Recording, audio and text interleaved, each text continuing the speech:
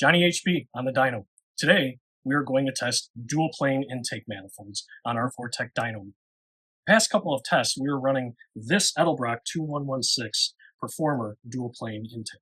It's rated from idle to 5500, so it's most likely on the small side for our dyno mule combination. By the way, full engine specs of the dyno mule will be in the description below. Sorry about my dirty, high mileage, very well used bench. I'm sure my wife is going to yell at me when she sees this video, but I doubt you guys care.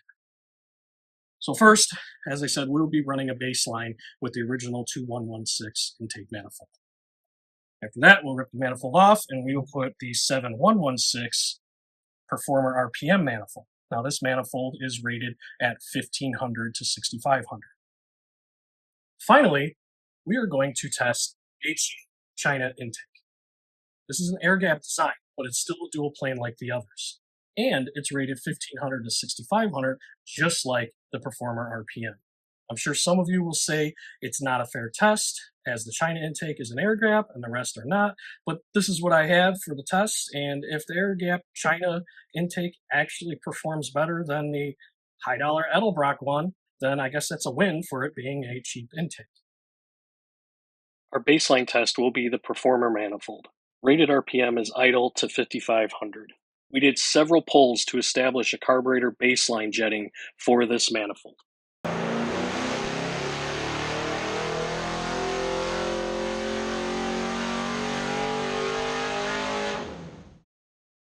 The Performer intake made 379.8 horsepower at 5600, and torque was 401.9 at 4200, with an AFR average of 12.57. Next is the Performer RPM manifold. Its rated RPM is 1500 to 6500.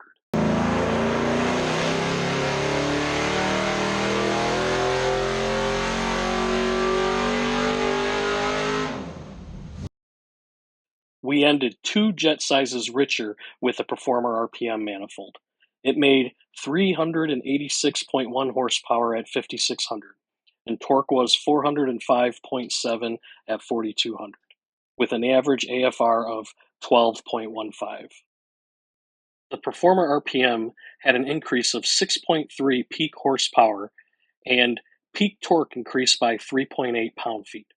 Average AFR was just over 0.4 richer.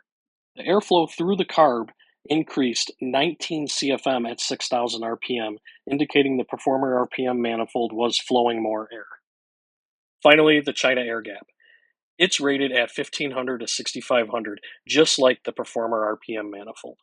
In theory, this intake should have 2 advantages over the Performers.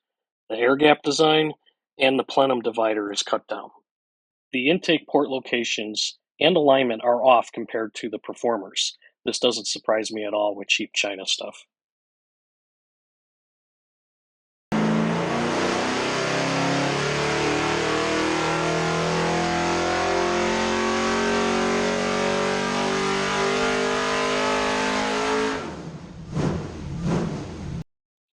The China gap manifold made 391.0 horsepower at 5700 and 399.3 pound-feet of torque at 4300, with an average AFR of 12.34. I did try jetting up and down, but power fell off both directions, so we stayed with the same jetting as the Performer RPM manifold. If we compare the China gap to the Performer RPM, we see that the China gap was 4.9 peak horsepower better, but peak torque was down 6.4 pound-feet, and average AFR was just about 0.2 richer. If your budget is tight and you want a few extra horsepower, get the China air gap. If you like supporting American workers, increased torque, and an extra $100 to $200 won't break the budget, then get the Performer RPM.